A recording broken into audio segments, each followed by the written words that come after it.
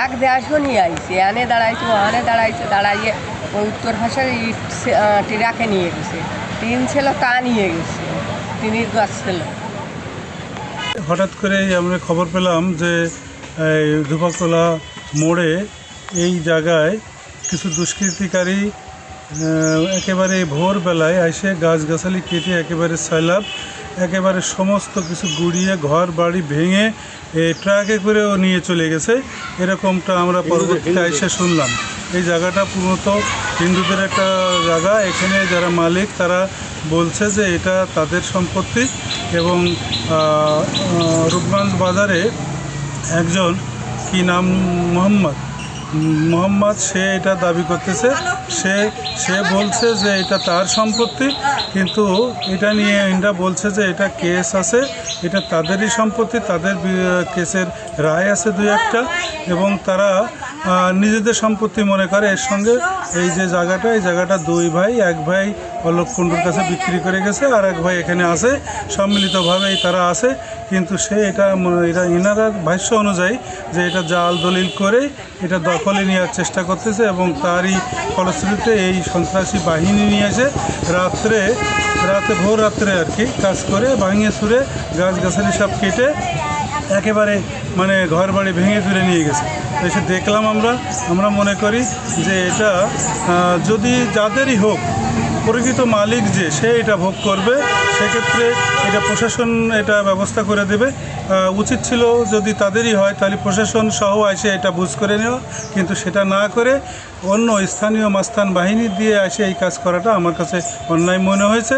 আমি প্রশাসনের উদ্দেশ্যে বলতে চাই যেন এটার একটা সুষ্ঠু ব্যবস্থা হয়ে প্রকৃত মালিক তিনি যেন জায়গাটা বুঝে পান। হয়তো সেই ইট প্যাটকেলগুলো গাড়িতে করে নিয়ে যাওয়া হচ্ছে, তারপর আবার গাছপালা যা ছিল সব কেটে সব শেষ করে দিয়ে গেছে এখানে। তো এগুলো যদি তার জমি হোক, সে যদি আইনিভাবে হয় তাহলে লোকজন নিয়ে এসে এইভাবে দখল করার দরকার। আমাদের গ্রামের লোকজন আছে বা আরও গণ্যমান্য ব্যক্তি যারা আছে তারা তাদেরকে নিয়ে এসে প্রশাসন সঙ্গে করে নিয়ে আসে, সে বৈধভাবে সেগুলো নিয়ে যায়, কিন্তু আমাদের কোনো আপত্তি নেই। আমরা চাই শান্তি শৃঙ্খলা, কিন্তু এইভাবে তো আমরা অশান্তির ভিতরে আছি সবাই। গাব গাছ, সবেদা গাছ, নারকেল গাছ, খেজুর গাছ, তারপরে হচ্ছে বেল গাছ, এই যাবতীয় যে ছোটোখাটো সব ধরনের গাছ কাটিয়ে ও টিরাকে কিছু নিয়ে গেছে, আর কিছু এই জায়গায় ফেলিয়ে থুয়ে গেছে। আর এই একখান ঘর ও ভাঙিয়ে চুরিয়ে টিরাকে উঠোয় নিয়ে পুব দিদি চলে গেছে। গাড়িতে এরকম করে আমরা হিন্দু মানুষ বাঁচবো কী করে বলেন আপনারা? দেখেন তাকায় দেখেন, এ তো সহ্য করা যায় না। এভাবে ক্ষতি করলে আমরা কি করে বাস করবো? রাত্রি বেলে এসে যদি হঠাৎ ভেঙে চুরিয়ে ফেলায় দেয়, কী দিয়ে কী করে, এখন কি করবো? কারণ মোহাম্মদ করেছে এই সবগুলো, বুঝছেন? যে বকালে জাহাঙ্গীর বিশ্বাসের বাড়ির দক্ষিণ দিকে 3 তলা বাড়ি, তার তো কোনো তোর অভাব নেই, কিন্তু কামাগাদের এরকম করতেছে। এখন কি করা যাবে আপনি বলেন? বিশ্বাস চাচ্ছি যে এইগুলো যে নিজেকে জমি জাতি সব কাগজপাতি আছে, কোর্টের কাগজপাতি সবই আছে, তারপরও আমাকে এরকম করতেছে। মোহাম্মদ উল্লাহ নামে একজন ব্যক্তি, সে ওই জমি ক্রয় করেছে বলে একটি জমি থেকে কিছু গাছ টাছ কাটে এবং ওই জমিটা পরিষ্কার পরিচ্ছন্ন করে যে ঘর তুলবে, এরকম তৃতীয় পক্ষের মাধ্যমে সংবাদ পেয়ে যে অন্যায়ভাবে সে ওই জমিটা দখলের জন্য গাছ কাটতে পারছে।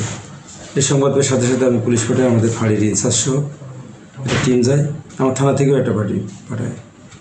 ওরা প্রাথমিক অনুসন্ধান করে দেখে যায় বেশ কিছু গাছপালা কাটা আছে ওখানে। তো এখানে পুরুষ মানুষ পাওয়া যায় নাই যারা গাছ কাটছে। মোহাম্মদুল্লাহর পক্ষ থেকে তারাও ছিল না, অনেক কিছু মহিলা ছিল, তারা সঠিক তথ্য দিতে পারে নাই। প্রাথমিকভাবে যেটা ধারণা করা যায়, দুলাল এবং অলোক কুণ্ডু নামে দুজন ব্যক্তি আছে ওখানে, দুলালের বাড়িও আছে। মেয়েদের সাথে কথা বলে জানা যায় যে মোহাম্মদুল্লাহ জমিটি ক্রয় করেছে মর্মে বিন্দু এবং বিষ্ণুর কাছ থেকে ক্রয় করেছে, এরকম মর্মে সে ওই জমিটা দখলের জন্য গাছগাছালি কাটে। তো এই বিষয়ে আসলে লিখিত কোনো অভিযোগ আমরা পাইনি এখনও। তো স্থানীয়রা জানে যে অলোক কুণ্ডু নামে তার এই জমিটা দাবি করে, তো তিনি বাইরে আছেন। আসলে যদি অভিযোগ দেয় আমরা অবশ্যই আইনগত ব্যবস্থা নেব। তো বর্তমান আইনশৃঙ্খলা পরিস্থিতি স্বাভাবিক আছে। ধন্যবাদ।